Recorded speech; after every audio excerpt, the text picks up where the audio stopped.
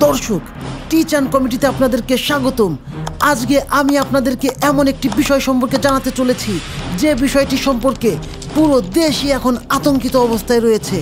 আপনারা জানেন সারা দেশে রাসেল ভাইপার সাপের সংক্রমণ বেড়েছে। আজকের ভিডিওতে এমন কিছু জানাতে চেষ্টা করব যা জানলে মানুষের জীবন বাঁচাতে সহায়তা করবে। আর সে কারণে পুরো ভিডিওটি শুরু করার আগে যারা আমাদের ফেসবুক পেজ থেকে ভিডিওটি দেখছেন তারা আমাদের পেজটি ফলো দিয়ে রাখুন।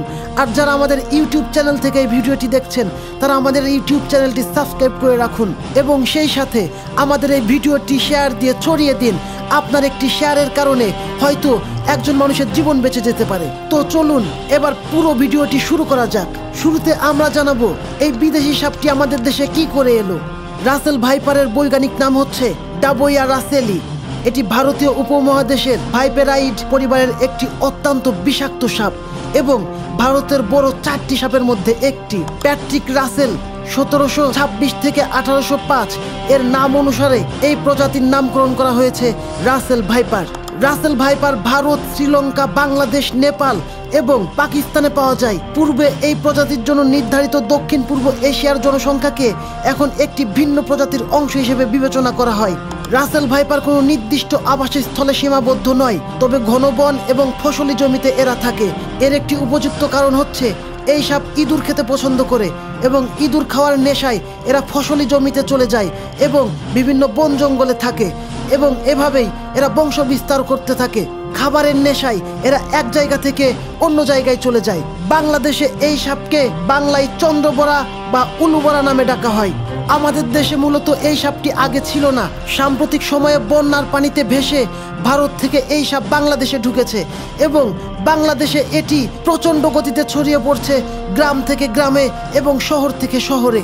আপনারা জানলে অবাক হবেন, অন্যান্য সাপের ডিম থেকে বাচ্চা ফুটলেও এই সাপ বাচ্চা প্রসব করে এবং 40 থেকে 70টি পর্যন্ত বাচ্চা একসাথে প্রসব করতে পারে, যার ফলে এই সাপটি দ্রুত বংশ বিস্তার করে। এখন আমরা জানবো এই সাপ কামড় দিলে আসলে করণীয় কি। আমাদের মধ্যে একটি কথা প্রচলিত আছে, সাপে কামড় দেওয়ার সাথে সাথে টাইট করে বেঁধে ফেলতে হবে যাতে শরীরের রক্ত চলাচল করতে না পারে এবং এই বিষ যাতে শরীরের অন্যান্য অংশে পৌঁছে যেতে না পারে। কিন্তু এই রাসেল ভাইপার সাপ কামড় দেওয়ার পর যদি আপনি সেখানটা বেঁধে ফেলেন তাহলে প্রচণ্ড বিষক্রিয়ার কারণে আপনার হাত বা পা পচে যেতে পারে।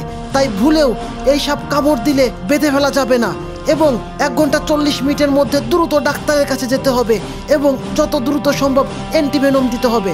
তাহলেই কেবল বেঁচে থাকা সম্ভব হবে, তাছাড়া মৃত্যু অনিবার্য। কিভাবে এই সাপটি নিধন করা সম্ভব? এই সাপটি নিধন করার সবচেয়ে উপযুক্ত মাধ্যম হচ্ছে জনসচেতনতা বৃদ্ধি করা। যত জনসচেতনতা বৃদ্ধি করতে পারবো ততই দ্রুত এই সাপটি আমরা নিধন করতে পারবো।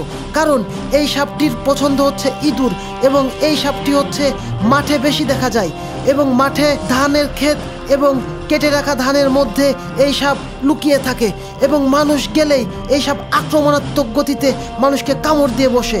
অন্যান্য সাপ মানুষ দেখলে পালিয়ে যায়, কিন্তু এই সাপটি না পালিয়ে ঝিম ধরে বসে থাকে এবং এর নির্দিষ্ট গণ্ডির মধ্যে মানুষ পৌঁছলেই মানুষকে কামড় দিয়ে বসে। তাই মাঠে যারা কৃষকরা কাজ করেন তাদের হাতে লাঠি থাকতে হবে, লাঠি দিয়ে পিটিয়ে এই সাপটি মেরে ফেলতে হবে, তাহলেই কেবল এই সাপের বংশবৃদ্ধি কমে আসা সম্ভব। আরেকটি অতি গুরুত্বপূর্ণ জিনিস আপনাদেরকে জানিয়ে রাখি, রাসেল ভাইপার যদি কোথাও দেখা যায় তাহলে বিনামূল্যে উদ্ধার করবে স্লেক রেস্কিউ টিম। আর সে কারণে জরুরি ভিত্তিতে এই হট নাম্বারে আপনারা যোগাযোগ করবেন এবং যোগাযোগ করলে হট রেস্কিউ টিম এসে সেখান থেকে এই সাপ তুলে নিয়ে যাবে এবং আপনার এলাকা বিপদমুক্ত হবে। ডক্টর বাড়ি একটি বিকল্প ধারার চিকিৎসা পদ্ধতি। ঘরে বসে দেশি বিদেশি ডক্টরের পরামর্শ পেতে ভিজিট করুন ডক্টর বাড়ি ওয়েবসাইট। আরেকটি অতি গুরুত্বপূর্ণ জিনিস হচ্ছে গুই সাপ অথবা বেজি সাপ সহ প্রাকৃতিক বর্জ্য যেগুলো আছে, যেগুলো মানুষের জন্য ক্ষতিকর, সেগুলো খেয়ে ফেলে এবং আমাদেরকে সহায়তা করে। তাই আপনার সামনে যদি কখনো বেজি অথবা গুই সাপ পড়ে তাহলে তাদেরকে হত্যা করবেন না। তারা আমাদের জন্য ক্ষতিকর নয়, তারা আমাদেরকে এক প্রকার সাহায্যই করে এবং সাপকে খেয়ে ফেলে সাপের হাত থেকে আমাদেরকে বাঁচতে সহায়তা করে। তাই বেজির নিরাপত্তা রক্ষা করতে হবে, তাহলেই পরিবেশের ভারসাম্য রক্ষা হবে। আমাদের আজকের ভিডিওটির জন্য আমরা একটি লাইক এবং একটি শেয়ার আশা করতেই পারি। আমাদের ভিডিওটি বেশি বেশি শেয়ার করে মানুষকে আরও সচেতন হতে সহায়তা করুন। একমাত্র সচেতনতার কারণেই আমরা এই সাপটি দ্রুত নিধন করতে সক্ষম হতে পারি। আর এই সাপটি সম্পর্কে আপনাদের ধারণা কি তা আমাদের কমেন্ট বক্সে অবশ্যই জানাবেন, এবং কোনো মূল্যবান তথ্য থাকলে আমাদের কমেন্ট বক্সে জানিয়ে মানুষকে সহায়তা করবেন। দেখা হবে নতুন কোনো ভিডিও নিয়ে। সে পর্যন্ত ভালো থাকবেন, টিচ অ্যান্ড কমেডির সঙ্গেই থাকবেন। আল্লাহ হাফেজ।